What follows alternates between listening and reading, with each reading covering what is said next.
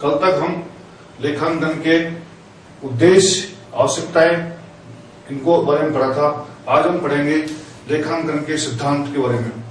सिद्धांत की जहां बात आती है वहां हम दो चीजों के बारे में विशेष रूप से पढ़ेंगे। एक है अवधारणाएं, लेखांकन सिद्धांत, लेखांकन सिद्धांत, लेखांकन के सिद्धांत। सिद्धांत में हम दो चीजों को पढ़ेंगे, खासकर एक पढ़ेंगे अवधारणाएं, एक पढ़ेंगे परंपराएं।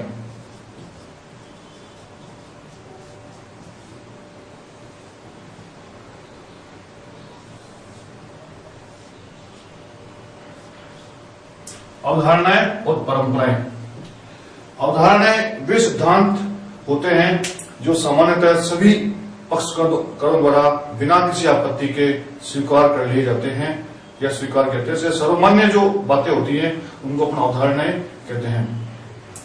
लेखांकन के बारे में कुछ अवधारणाएं हैं, उनको एक एक बिंदुवार पर पढ़ेंगे। पहला है अलग अस्तित्व की अवधारणाएं। अलग अस्तित्व की अवधारणाएं, अलग अस्तित्व की अवधारणा।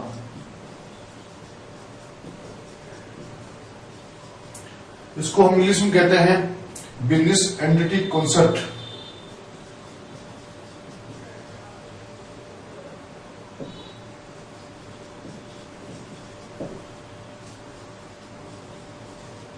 Business entity concept. इस कॉन्सेप्ट में खासकर हम वो देखते हैं कि एक बिजनेस को और बिजनेसमैन को अलग अलग माना गया है। बिजनेसमैन को अलग माना है और बिजनेस को अलग मान करके, और इसमें हम व्यवहारों को लेखा करते हैं, लेखांकन कार्य करते हैं।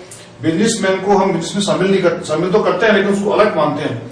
उसका हम अलग अकाउंट ओपन करते हैं। अगर वो पैसा बिजनेस में लगाता है तो भी उसको हम उसके खाते में जमा करते हैं, जो पूंजी के नाम से अपन कहते हैं उसको। जब वो पैसा निकालता है तो हम आहरण रूप में उसको लिखते हैं। मतलब इसका मतलब यह है कि लेखांकन करते समय लेखापाल को ये ध्यान रखना चाहिए कि बिजनेस जो कर रहा है, जो व्यापार कर रहा है, व्यापार अलग होता है और व्यापारी स्वयं अपने आप में अलग होता है। तो पहला सिद्धांत हमें ये कहता है कि अलग अस्तित्व की अवधारणा, मतलब व्यापार का और व्यापारी का अलग अलग दोनों का अस्तित्व है, इस बात को लेकर के अवधारणा बनी हुई है। दूसरा जो उसका है वो है मुद्रा मापन की अवधारणा।